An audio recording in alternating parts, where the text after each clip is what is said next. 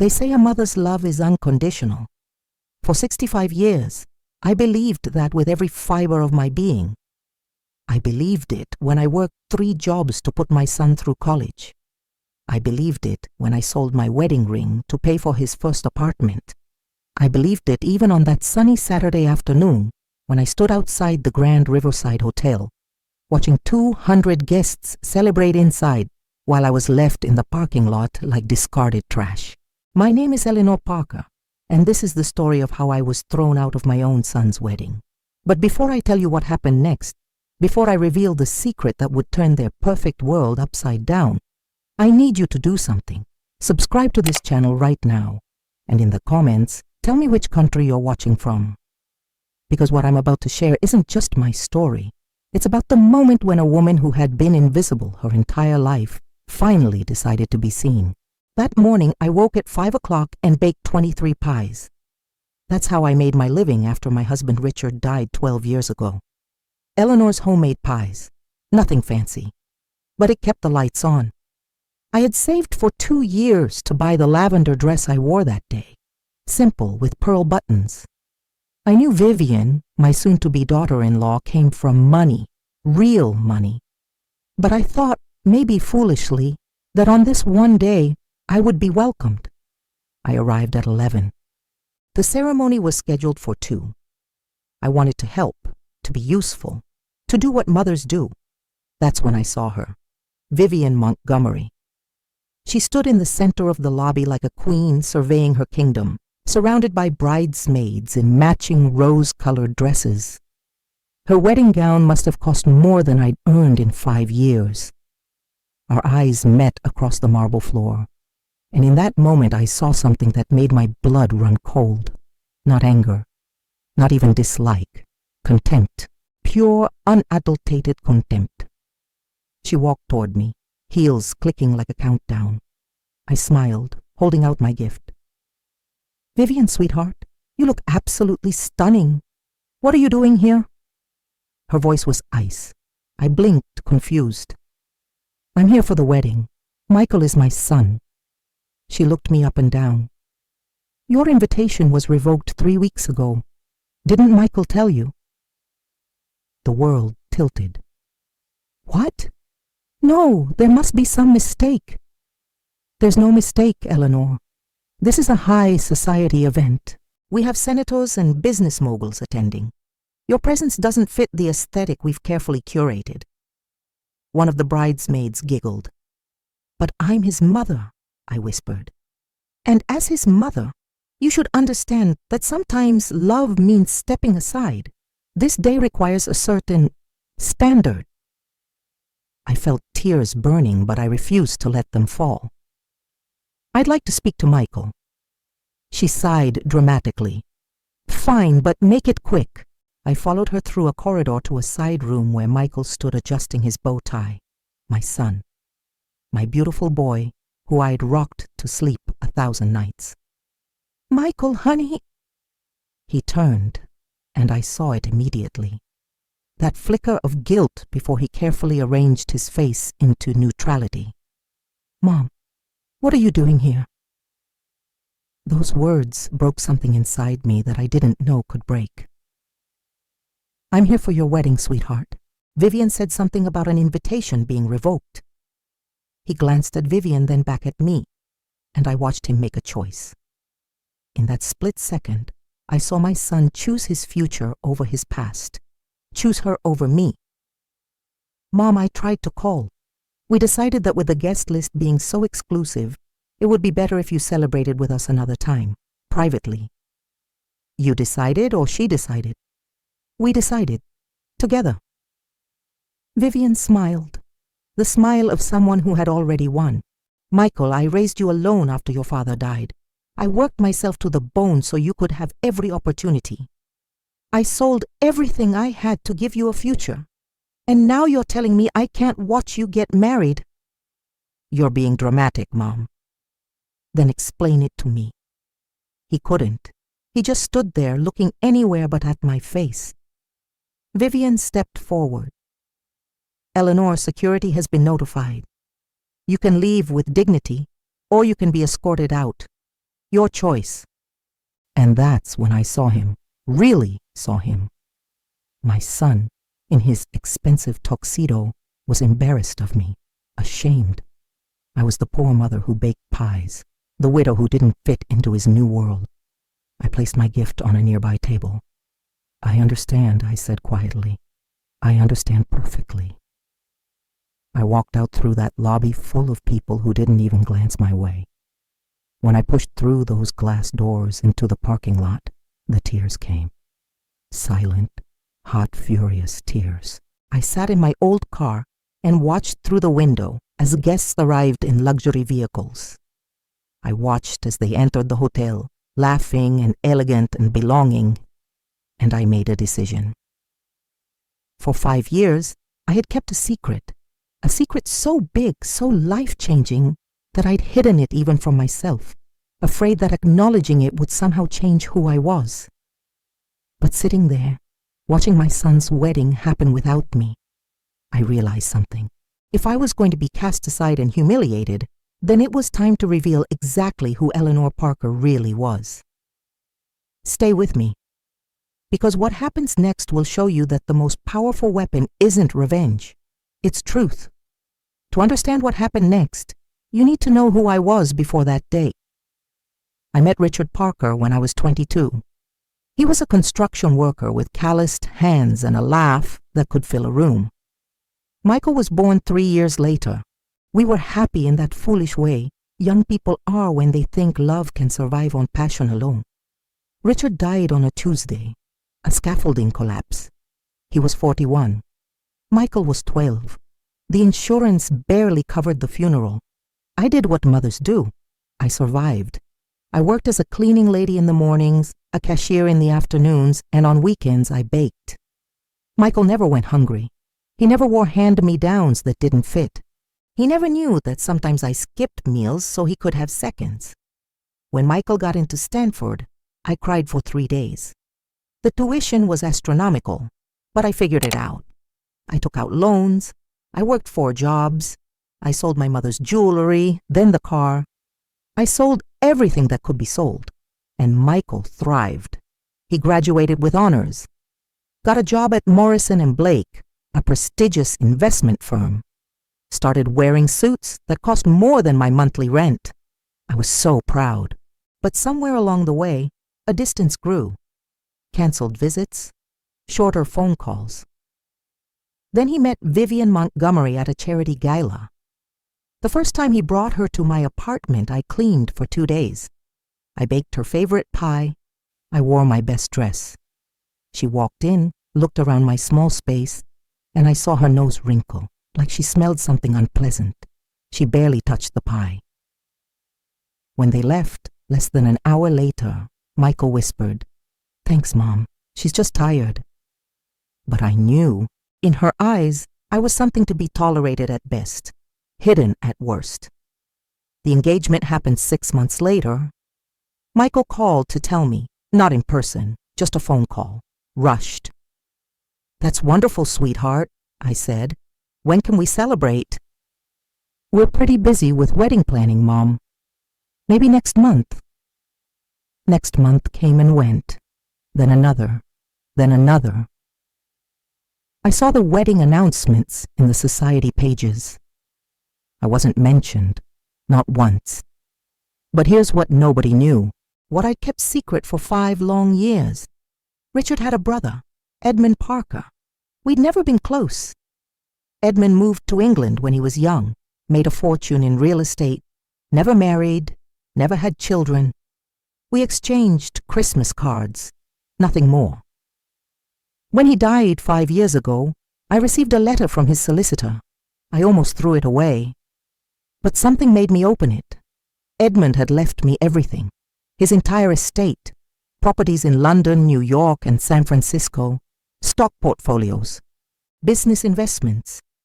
The estimated value, $47 million. $47 million. I sat in my tiny apartment staring at that number, unable to breathe. It was impossible. People like me didn't inherit fortunes.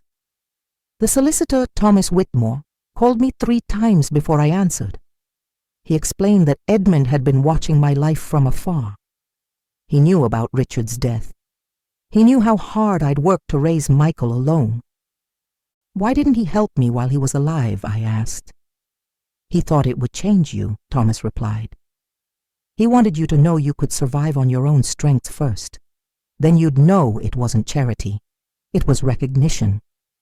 I could have claimed it immediately, could have transformed my life overnight, but something held me back. Fear, maybe. The sense that accepting that money would make me someone different. So I told Thomas to manage everything quietly, keep it invested. I'd continue my life as I'd always lived it, honestly, simply. I thought maybe someday I'd tell Michael, help him buy his first house, ensure my grandchildren would never struggle.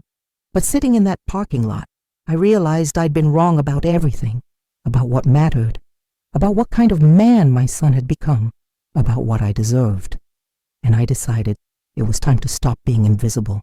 The question wasn't whether I'd use my inheritance.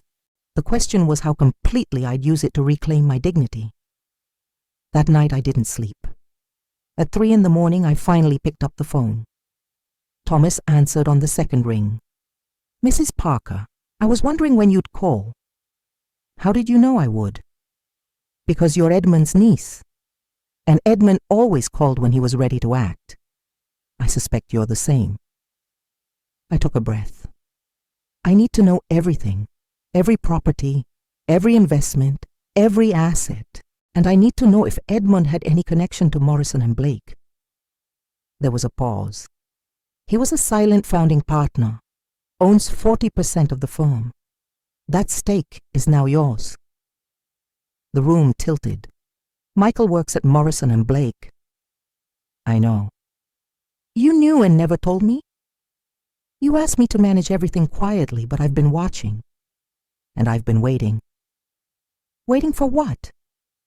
For you to wake up. Those words hung in the air. For you to wake up. I'm awake now, I said. We talked for 3 hours. The London properties were 4 luxury apartments in Kensington. The New York property was a commercial building in Midtown. The San Francisco property was a historic building on Market Street that housed several businesses, including Montgomery's Fine Jewelry, the store owned by Vivian's parents. They rent the space? I asked. For 12 years. Premium location. They've built their entire reputation around that address. I thought about Vivian's contempt, her curled lip. What else do I own that touches their lives? 40% of Morrison and Blake. But here's what you don't know. The firm has been struggling. 2 major partners died last year. The remaining partners are looking for a buyer. With Edmund's 40% and the shares from the deceased partners' estates, you could own controlling interest, 51%. I walked to my window. Below, the bakery was dark. I want to buy those shares, I said. All of them. I want controlling interest, and I want it done quietly. Already drafting the paperwork. What else? The San Francisco building, Montgomery's Fine Jewelry. What are the terms? Year-to-year renewal. Up for renewal in 30 days. They're paying below market rate. I want market rate, triple their current rent. That will likely force them to relocate. Yes, I said softly. It will. Eleanor, once we start this, there's no going back. You'll be visible, exposed. I've been invisible for 65 years, Thomas. It's time people started seeing me clearly. Then consider it done. I spent the next 2 weeks moving in silence. Thomas worked from London, pulling strings, filing paperwork. I continued baking pies. I smiled at customers. I went about my simple life while underneath, tectonic plates were shifting. Michael called once, brief, obligatory. He and Vivian were in the Maldives. How's married life? I asked. Great, Mom, really great. Listen, we're heading to dinner. You enjoy your honeymoon, sweetheart. After he hung up, I thought, you have no idea what's coming. On a Tuesday morning, exactly 17 days after the wedding, Thomas called. "It's done. You own 51% of Morrison and Blake. The announcement will be made Friday, and the Montgomery lease renewal was sent this morning. Triple rate. Take it or leave within 30 days. Thank you, Thomas. Be careful. You're about to enter a world that eats people alive." "Let them try," I said. "I've survived worse." Friday came. Instead of my apron, I put on a suit. Black, elegant, expensive. I looked at myself in the mirror. Same gray hair, same eyes, but something fundamental had changed. Eleanor Parker, the invisible widow, had died in that parking lot. The woman in the mirror was someone new, someone who owned things, someone who mattered. I drove to Morrison and Blake. The building was glass and steel and ambition. I'd never been inside. The receptionist frowned. "Can I help you?" "I'm here for the partners meeting. Eleanor Parker." "I don't see you on the list. Call Thomas Whitmore. He'll confirm." 5 minutes later, I was being escorted to the 14th floor. The conference room was all windows and expensive furniture. 12 people sat around a massive table. At the far end, I saw Michael. The look on his face was worth every sleepless night. Pure confusion, then recognition, then fear. Mr. Morrison stood. "I'm sorry. There must be some mistake." "There's no mistake," I said calmly. "I'm Eleanor Parker. As of Tuesday, I own 51% of this firm. I'm the majority shareholder." The silence was deafening. Michael stood. "Mom, what are you talking about?" I looked at my son, really looked at him. "Sit down, Michael. We have a lot to discuss, and for once you're going to listen." They thought I was defeated. They had no idea what I'd been preparing. Mr. Morrison recovered first. "I need verification, Mrs. Parker. You can't simply walk in and declare ownership." I opened my briefcase and pulled out a folder. Documents stamped, notarized, certified. I slid them across the table. Edmund Parker's estate transferred to me 5 years ago. His 40% stake. The additional 11% I purchased from your deceased partner's estates. My attorney has been in contact with your office for 2 weeks. You were copied on every email. Mr. Blake read in silence. Finally, he looked up. "These are legitimate. She owns 51%. The room erupted. Voices overlapping, questions shouted, chaos. But I kept my eyes on Michael. He sat frozen, gripping the armrests. "How?" he whispered. "You sell pies. You live above a bakery." I smiled, not warmly, like a chess player announcing checkmate. "Yes, Michael, I sell pies. I ride the bus. But what you never bothered to ask is that your father had a brother, Edmund Parker. He left me everything when he died 5 years ago. $47 million, properties, investments, including this phone." 5 years? You've had that money for 5 years. "Why would I tell you? Money doesn't change who you are. It reveals who you are.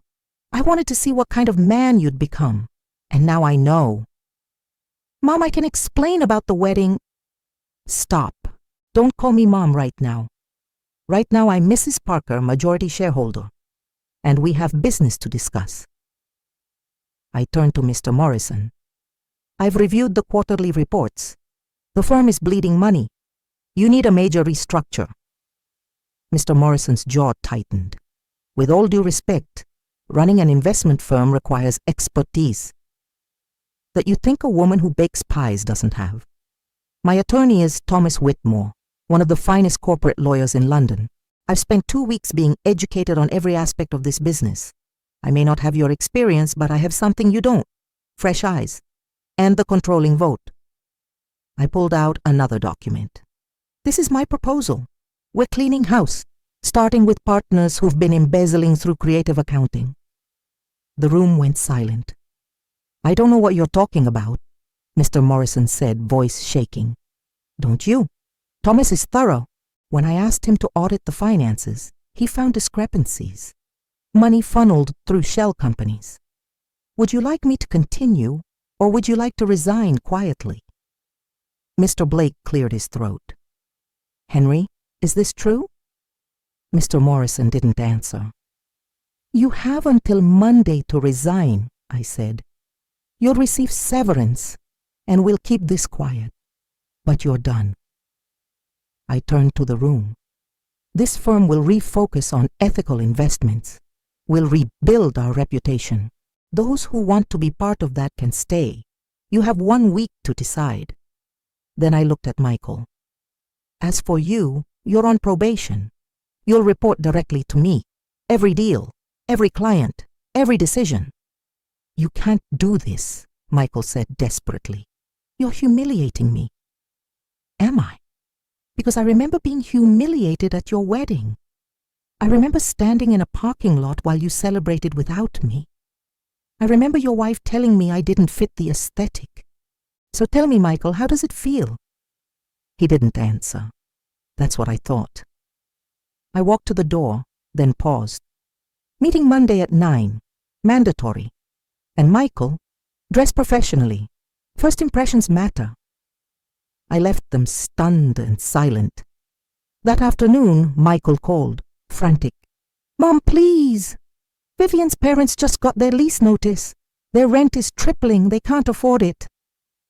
That's unfortunate, but business is business. You own their building. You never asked what I owned. You just assumed I was poor Eleanor. But here's the truth. I own that building. I own your firm. I own more than you ever bothered to discover. This is revenge. This is cruel. No, Michael. Revenge would be destroying everything. What I'm doing is teaching you a lesson. Every choice has consequences. What do you want from me? I thought about that. I want you to remember that the woman you threw away like garbage was never garbage. She was just waiting for the right moment to show you what she was really made of. I hung up. That evening, Vivian called. You vindictive old woman.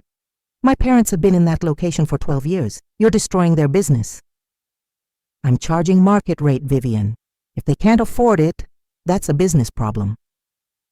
This is because of the wedding. The wedding was just the moment I realized what you really are. Small people trying to feel big by making others small. But you can't make me small. I survived poverty. I survived grief. You're just a spoiled girl about to learn that daddy's money doesn't protect you from consequences. Michael will choose me over you. He already did. At the wedding. And that's fine. Because I don't need him to choose me. I choose myself. I ended the call. That night I stood in my apartment and looked around. This place had been my home for 12 years. Part of me wanted to stay, to prove I didn't need luxury. But another part wanted more, not because of greed, but because I'd earned it. I deserved comfort after decades of struggle. So I called Thomas. I want to see the London properties. I'll arrange everything. Eleanor, you're doing remarkably well. Am I? Because I don't feel like myself. Good. That woman in the parking lot wasn't yourself. She was who you thought you had to be. Now you're becoming who you actually are.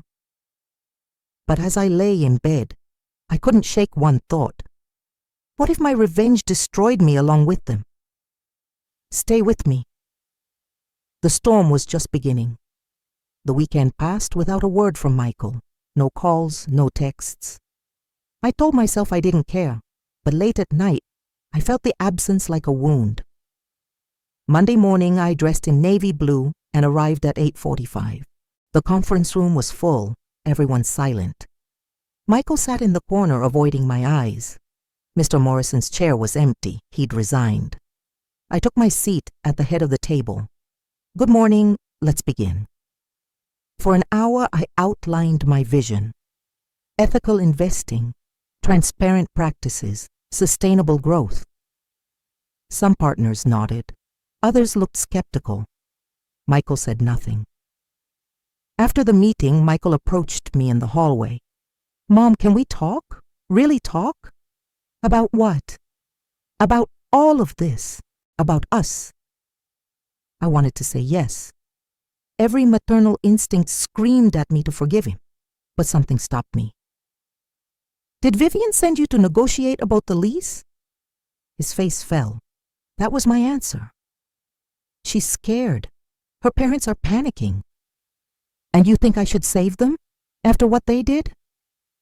I think you should be the bigger person. Isn't that what you always taught me? I laughed bitterly. I taught you kindness and integrity and loyalty, but you didn't learn those lessons. You learned that mothers are disposable, that poor people are embarrassing, that money matters more than character. That's not fair. Fair? Let me tell you what's fair. Fair is that I worked 4 jobs to put you through Stanford. Fair is that I sold everything I owned so you could have opportunities. And what did I get? Thrown out of your wedding like trash. I'm sorry, he whispered. Are you? Or are you just sorry that I have power now? He didn't answer. Here's what's going to happen. You're going to go home and tell Vivian's parents they can pay market rate or leave, and you're going to learn to live with consequences. I walked away before I could see if there were tears in his eyes, because if there were, I might break. That afternoon, Thomas called. Vivian Montgomery hired a lawyer. She's claiming elder abuse. Says you're not of sound mind and the inheritance should be frozen pending psychiatric evaluation. I sat down heavily. She's trying to have me declared incompetent?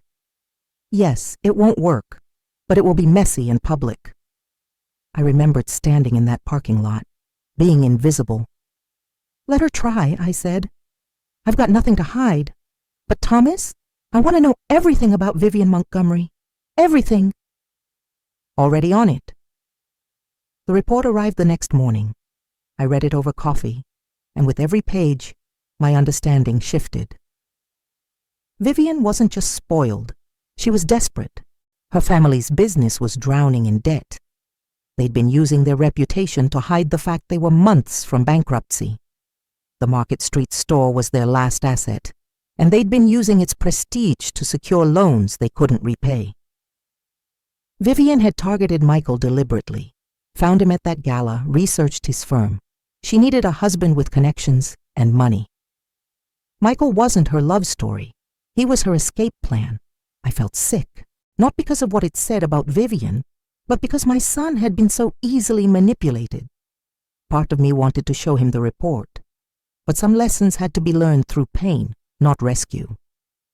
That evening, Vivian's lawyer filed the competency petition. By morning, it was in the society pages. Pie-baking widow claims millions, sanity questioned. Michael called. Mom, this has gone too far. Vivian's making you look crazy. Am I crazy? For wanting respect? No, but this public fight isn't you. You're right, but I'm also not a doormat. And if Vivian wants to question my sanity, we'll let a judge decide, along with why a woman deeply in debt married a man whose mother she despised. Silence. Then, what are you talking about? Ask your wife about her family's finances, Michael. Ask her why she really married you. Then ask yourself if you've been playing chess or if you've been the pawn. I hung up. 2 days later, Vivian withdrew the petition. No explanation, just a quiet removal. Michael called that night. The debts are real, aren't they? Yes. She never loved me. I wanted to comfort him, but I'd spent 65 years protecting him from hard truths. I don't know if she loves you, but I know she needed you, and you were so desperate to escape your background that you couldn't see it. What do I do now? You make a choice. Stay with her and try to build something real, or walk away. But either way, you stop blaming me for showing you the truth.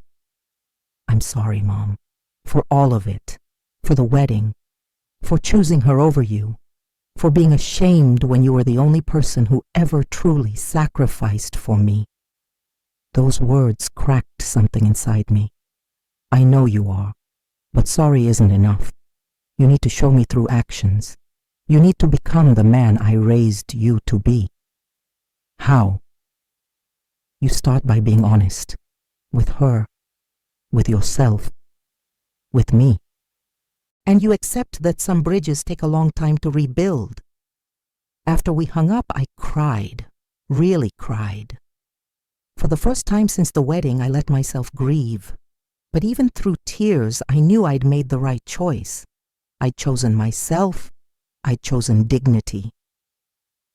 The next morning, something unexpected happened. Sarah Chen, the junior partner, called. "Mrs. Parker, I wanted to thank you." "For what?" "For what you said in the meeting, about failing honorably.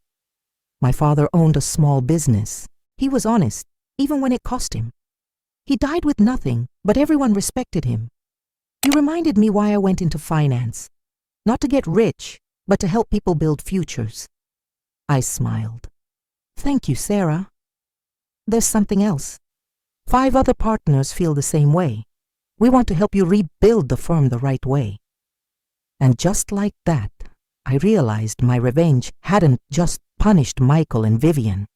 It had created an opportunity, a chance to build something meaningful. "I'd like that very much," I said. But the story wasn't over. The final act was still to come. 3 weeks passed. 3 weeks of restructuring Morrison and Blake, of learning my new role, of living between 2 identities. Michael requested a meeting, not at the office, at my apartment. When he arrived, he looked different, thinner, tired. "Can I come in?" I stepped aside. He looked around the small space, really seeing it for the first time. "Why didn't you move? You had the money." "Because this is who I am, Michael. The money doesn't change that." He sat at my wobbly kitchen table. "Vivian and I are separating." I sat across from him. "I'm sorry." "Are you? This is what you wanted." "No. What I wanted was for you to stand up for me, to value me, to remember that I'm your mother and I deserve respect." "You're right." He took a breath. "I've spent 3 weeks thinking about how I treated you, about who I became. And Mom, I'm ashamed." "What changed?" "Because I finally asked her, point blank. Did she marry me for love or for stability? And she couldn't lie. She married me because I was safe, because I worked at a prestigious firm, because I could help save her family. And I was so blinded by wanting to belong that I ignored every red flag." I reached across the table and took his hand. "We see what we want to see. You wanted to believe you'd made it, that you'd escaped being the poor kid. But you can't escape where you came from, and you shouldn't want to. Our struggles made us strong." I threw that strength away. "No, you forgot it temporarily, but you can remember. You can choose differently." He looked at me with tears in his eyes. "Can you forgive me?" I thought about that question, really thought about it. "I can forgive you, but things between us are different now. You hurt me deeply, and it's going to take time to rebuild trust. I'm not the same mother who would sacrifice everything without question. I've learned to value myself, and that means I need you to value me too." "I will, I promise." "Then show me, not with words, with actions, with time." He nodded. "The firm is doing better. Sarah says morale is the highest it's been in years." "Good." We sat in comfortable silence. Then Michael said, "What about Vivian's parents? The lease?"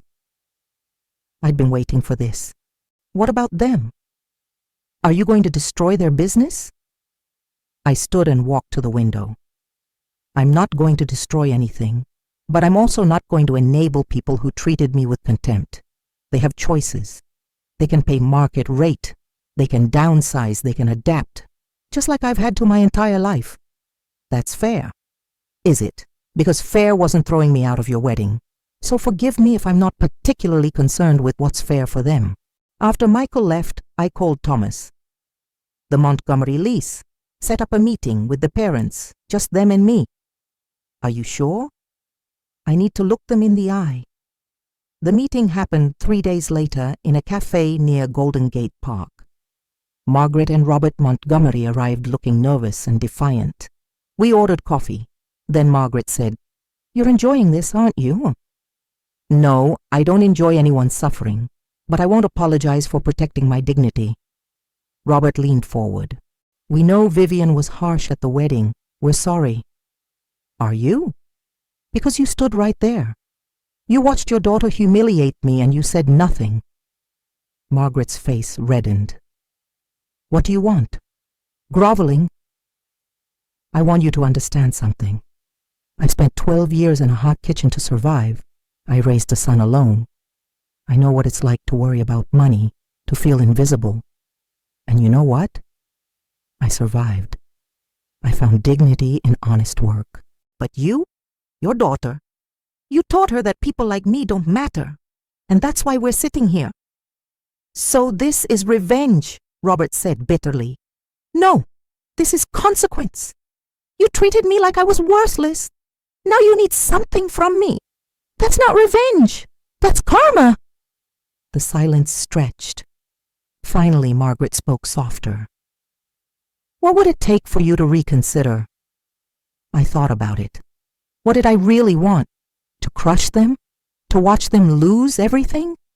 No, that wasn't who I was. "Here's what I'll do. I'll keep the rent at the current rate for 1 more year. But during that year, you're going to turn your business around. Fix whatever mess you're in, and if you can't, you'll downsize. I'm not your savior, but I'm also not your destroyer. You get 1 year. And after that, market rate, but at least you'll have time to prepare." Margaret's eyes filled with tears. "Thank you." "Don't thank me, just do better. Be better. Teach your daughter that people have value beyond their bank accounts." After they left, I sat alone and wondered if I'd done the right thing. Was I being too soft?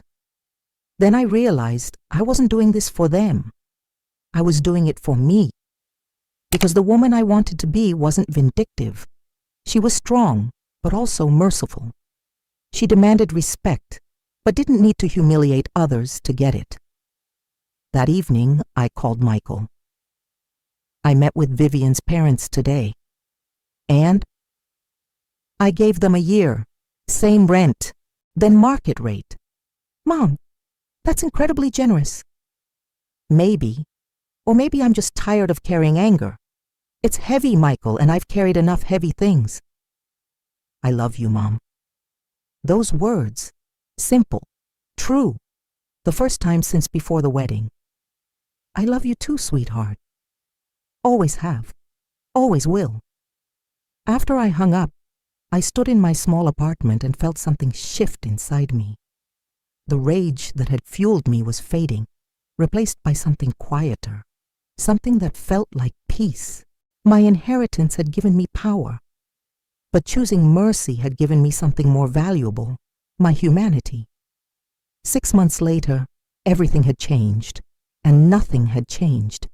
I still lived above the bakery, still woke at dawn, still baked pies because I loved it.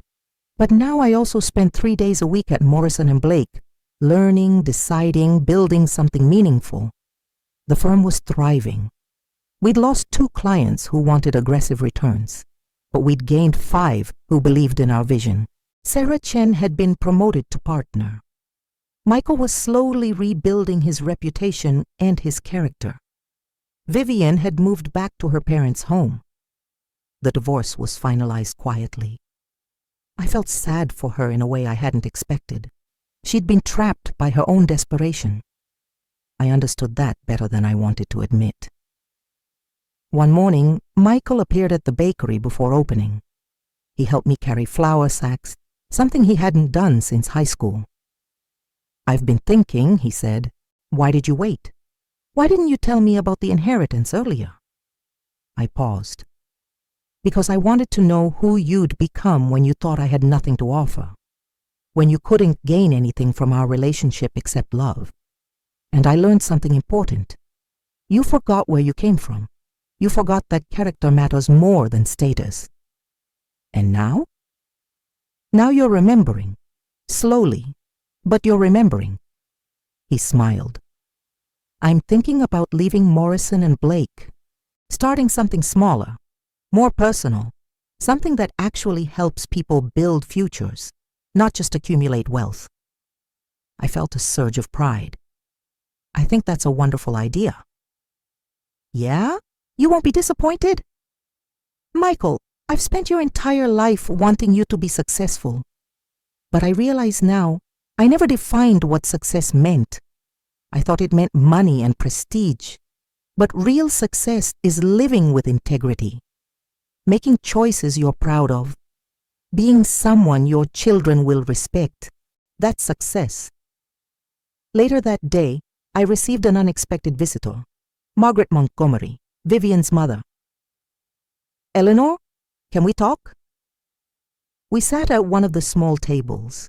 She looked older, but there was something different in her eyes, something humble. I wanted to update you, she said.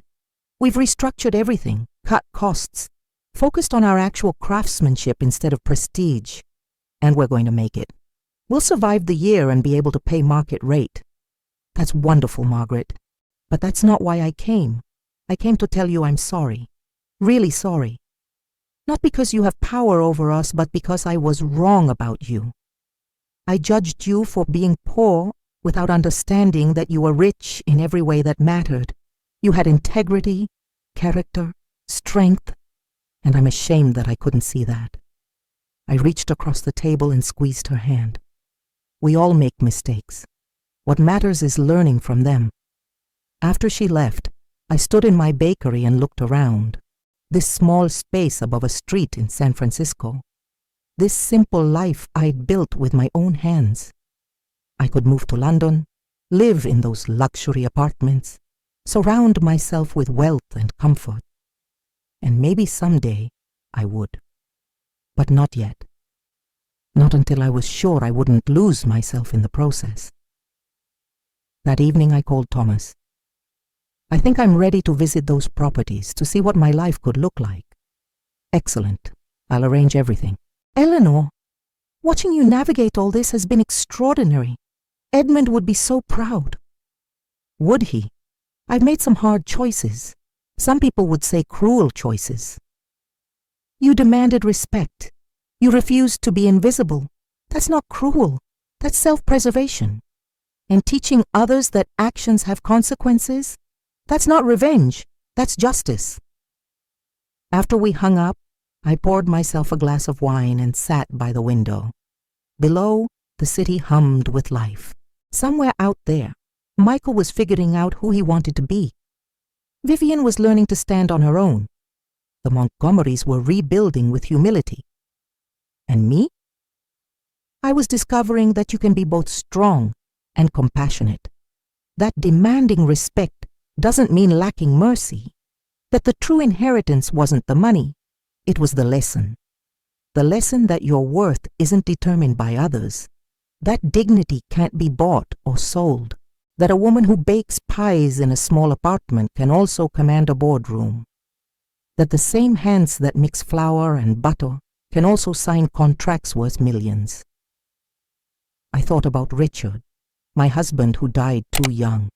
About Edmund, the uncle I barely knew who gave me this strange gift. About the woman I'd been in that parking lot, crying and broken. She was gone now. Not erased, but transformed. The pain had forged her into something stronger, something unbreakable. My phone buzzed with a text from Michael. Having dinner at the apartment tomorrow. I'll bring groceries and cook. Your kitchen, your rules. Let me show you I've learned something. I smiled and typed back. 7 o'clock. Don't be late. As I prepared for bed that night, I realized something profound. The inheritance had changed everything, but not in the way anyone expected. It didn't change me. It revealed me. It gave me the freedom to stop hiding, stop shrinking, stop being invisible. And in that revelation, I'd found something worth more than any fortune. Myself. The woman who had been thrown out of her son's wedding like garbage had risen from that parking lot like a phoenix. Not with bitterness, but with grace. Not with cruelty, but with justice. Not with hatred, but with the kind of love that demands to be valued. I had learned that a mother's love doesn't mean accepting disrespect, that forgiveness doesn't mean forgetting, that mercy is a choice, not a weakness, and that the most powerful inheritance isn't what others leave you, it's what you leave behind. I would leave behind a lesson for Michael, for Vivian, for the Montgomerys, for everyone who thought they could dismiss me. Never underestimate the quiet ones. Never assume that humility means powerlessness. Never mistake kindness for weakness. Because sometimes the woman serving you pie at a small bakery owns the building you stand in. Sometimes the mother you threw away holds the keys to your future. Sometimes the invisible become undeniable. And when that happens, the world shifts. Not with a bang, but with the quiet strength of a woman who finally knows her worth. If this story touched your heart, if it reminded you that dignity is priceless and revenge is best served with wisdom, please subscribe to this channel right now. Share in the comments which country you're watching from, and tell us your own story of finding your strength. Your voice matters. Your story matters. You matter. Because we all have moments when we're made to feel invisible, and we all have the power to choose to be seen. Remember, the best inheritance isn't money or property. It's the courage to stand up, the wisdom to know your worth, and the grace to forgive without forgetting. Make your life count. Make your choices worthy. Make yourself proud. Thank you for being part of this community. Until next time, remember, you are never as powerless as someone wants you to believe.